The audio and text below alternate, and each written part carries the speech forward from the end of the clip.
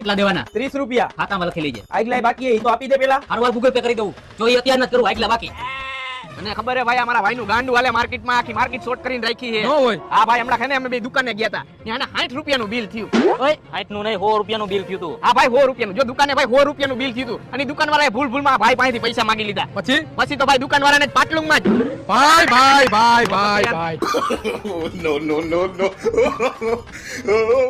અને ભાઈ ઓલું ગાડીનું તો કે આને નહીં સાંભળ્યું હોય. અને ભાઈએ લગભગ આજે કઈ કાંડ તો કર્યા જ છે. અરે ભાઈ, જો હું તને આજે જ વાત કરું, બે ગાડી પડી હતી અને ખાલી આટલી જ જગ્યા હતી. ઓય એટલી નહીં, આટલી જ જગ્યા હતી. હા ભાઈ, અને આટલી જ જગ્યા. જો ભાઈ, પછી શું થયું? અને પછી ભાઈ 130 ની સ્પીડમાંથી મોહરી ગાડી કાઢી ભાઈ. વાહ ભાઈ વાહ.